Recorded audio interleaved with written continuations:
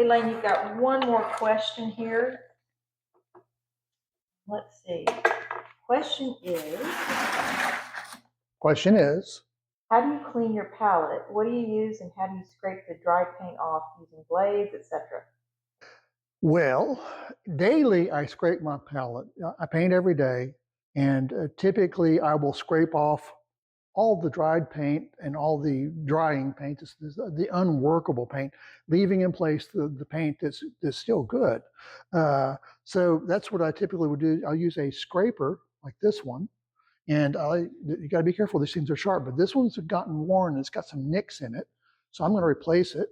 Just loosen this up. You just replace the blade.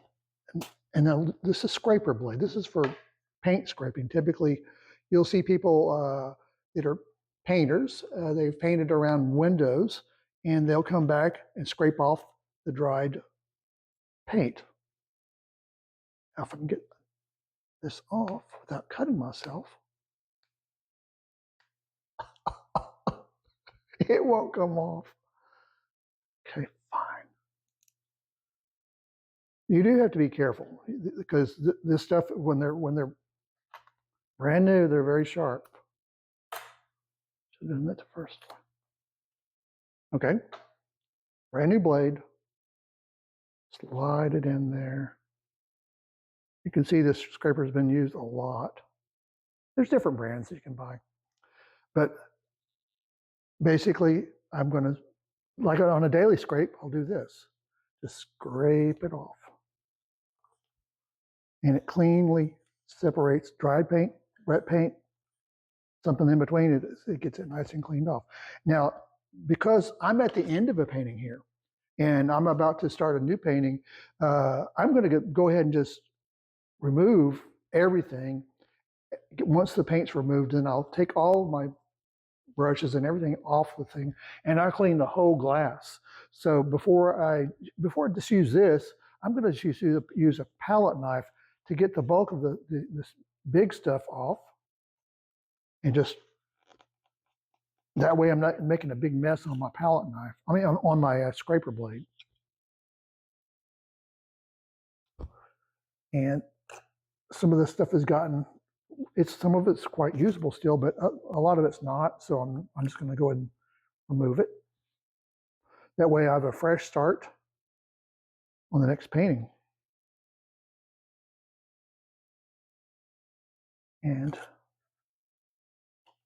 once I get all the big parts off, then I'll take that scraper blade and scrape it clean.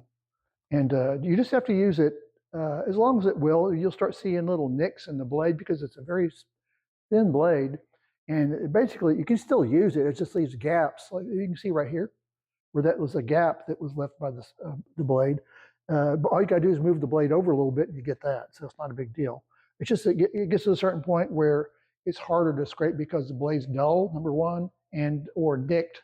So you need to go to a new blade. And these kind of blades are inexpensive. So it's really not worth the headache of trying to work a bad blade, especially if you've got paint that is dry on the glass. A fresh blade will get it right off, whereas a dull blade, you're going to have to put some elbow grease on it. So use a fresh blade. Yeah, I'm a pretty frugal painter. I hate losing good paint. So a lot of times when I'm scraping at the end of a painting, I will get the good stuff and put it like on a paper plate and then scrape the whole thing clean. And then when I get ready to start the next painting, I'll retransfer the good paint back to the palette. But you got to be careful because if you're picking up paint that's a little dodgy, it's kind of good in some places, but kind of starting to dry in others, you can end up with like little boogers in your paint that you don't want to be applying to a painting that's not going to stick properly or stick up. That's more likely the case. You'll have a little bump where a partial part of a dried piece of paint is there. So I call them paint boogers. So rather than doing that, I'm just going to, in this case, I'm going to scrape this whole palette and start fresh.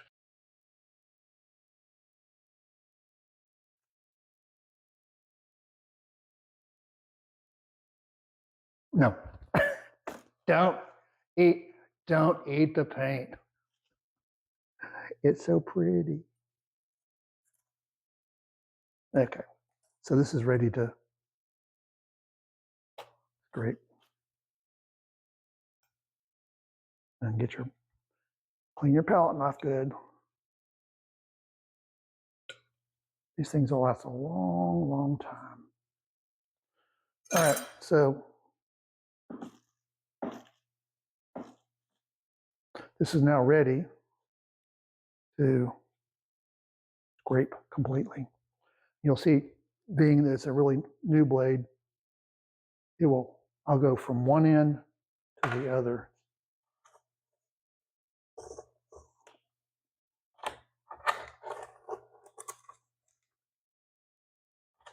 See that part, this paint was dry on the base.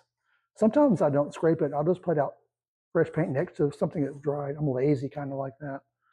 But here at the end, you can see how it's just cutting through all this easily.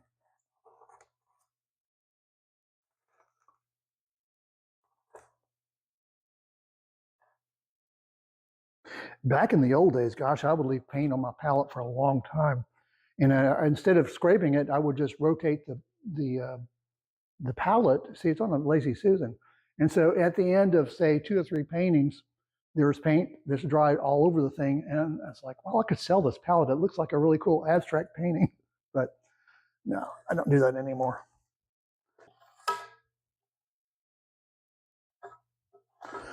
Once I'm done scraping the bulk of all the paint off the palette, I want to wipe it down. And what I use for that is the lavender brush cleaner from Chelsea. It's a good organic solvent. So it smells wonderful, and it's really a good solvent. And it doesn't take very much. Just wipe it down. Some of these things that you're seeing are actually underneath the glass, because I've got my glass painted, a piece of fiberboard underneath there that's painted gray. That way, if I decided that I want to turn the glass over and use a fresh piece of glass, if this gets scratched up, then I can just turn it over. But this will remove any kind of grime or dust or anything off the palette, and you'll be ready to start afresh with a new painting.